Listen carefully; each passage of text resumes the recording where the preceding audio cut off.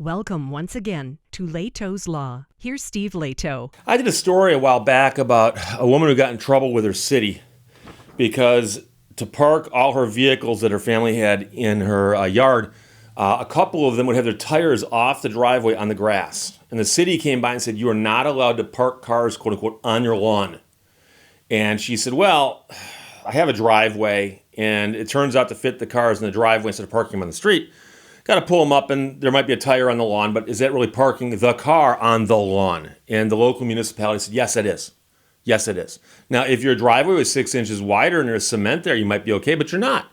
And so once in a while, you get this situation where you really wonder about people who are enforcing codes for a municipality, and are they going too far?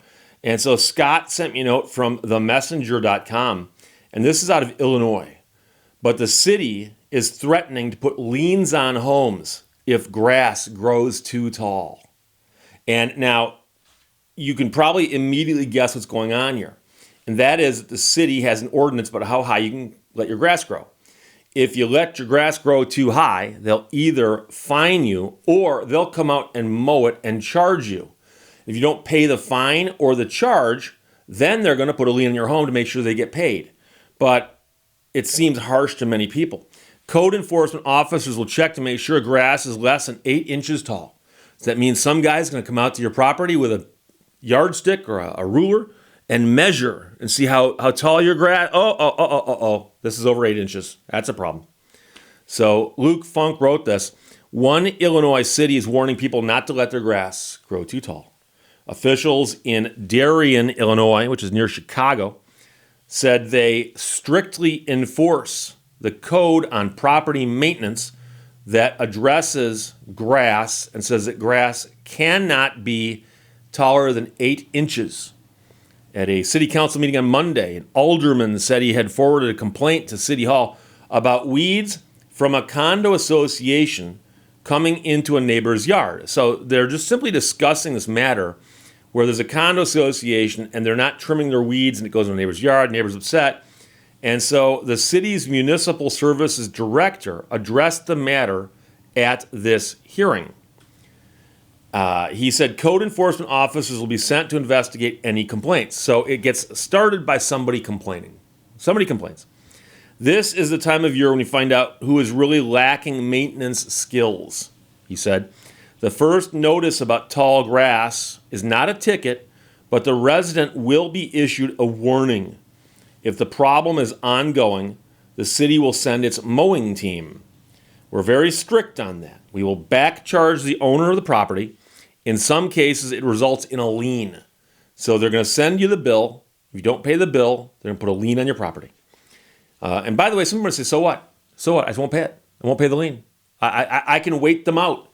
Well, one of the problems you have is if you ever go to refinance your house or somebody does, credit check, it's possible things like that can pop up. There's this unpaid bill that resulted in a lien on your property. Did you know that? He told people to call when they see yards that are not properly maintained. So he's actually saying it's only triggered by complaints, but he's asking people to complain. He told people to call when they see yards that are not properly maintained and warned that violators will be forced to make a full restitution. Now, lawn mowing codes are common across the U.S., and violating them can be costly. A few years ago, an Indiana man says he spent more than $15,000 in fines and an unsuccessful lawsuit against the city of Bloomington over keeping his grass below 8 inches. And an elderly Florida man was facing foreclosure on his home because they had levied $29,000 in fines related to his lawn. Now, you ask yourself, how would you get $29,000 in fines? Well, notice they didn't say it's the cost of the mowing that he didn't reimburse them. Those are fines. And I suspect the fines escalated, meaning first offense this, second offense this, third, and each one is larger because they're trying to get you to change your behavior. But the real question then is how out of control was this guy's yard? Was it really $29,000 out of control? And so in this case here in Illinois, they've simply said that this is a possibility. They hadn't actually done this to anybody yet, at least not according to the story. But people who view my channel, and have been doing so for years, will remember the famous story that I told about the neighbor I had that I had the trouble with because, among other things, he thought he owned a strip of property that was mine. And so he'd come over and mow this strip of property. And I mowed it also. And he'd come out and yell at me. And it was, I mean, clearly the guy had mental problems. I mean, the guy was like this. And I'll do a follow-up on that one of these days. I'm not sure if I've talked about whatever became of that property. Because I sold that property and got away from there for good reason. And after I moved, it turns out that the guy who bought the house also had problems with that neighbor. And he went a bit further than I did. And I had people tell me that I went too far, but this guy went a little bit further than I did. And trust me, I don't know if the bad neighbor is still there. I don't know. But if he is, he's living in his own personal hell right now. And so he brought it on himself. But one of the things I mentioned in those stories is that my neighbor had called the municipality and said that my lawn was out of control. And he said that, he also said in the same communication that the house had been abandoned. And he just said that to be a bad person. And so the weird part is I got a warning. They send out warning letters. I got the warning letter. And so I called and I said, I got this letter that my grass needs to be mowed. I mow my grass myself. I know for a fact it's mowed. When did you guys come by and look at it? Because it's never been over 8 inches. And the woman goes, oh, well, we don't actually check. She goes, if someone complains to us, we send the letter. And I go, shouldn't you check? She goes, we haven't got time. She goes, we haven't got enough people. The people in our code enforcement are, important, doing important things. They haven't got time for this. And I said, but you understand that when I come home in the evening and I get a letter saying that my yard is not properly kempt, and I got to wait till I come into work the next day to make this phone call, I'm a little upset. And now you tell me you didn't even check. And she goes, I'm sorry. She goes, if you tell me your yard is taken care of, she goes, I'll throw this warning away. And I believe I asked her, I said, but doesn't this now count as my first warning? And she's like, well, it doesn't. I mean, if you mow your yard, it doesn't matter. Like, you won't get another.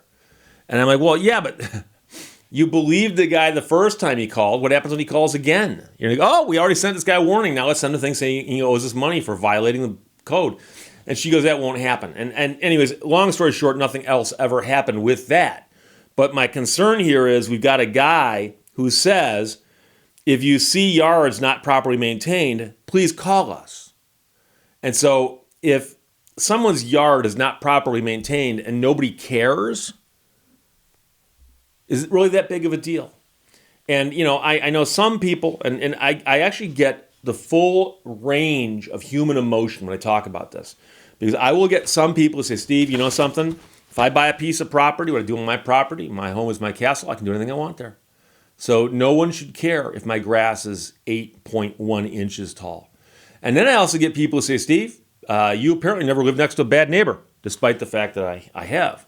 And they'll say, but my next door neighbor's got grass this tall, junk this tall, and it lowers the property values. And yeah, I can see that too.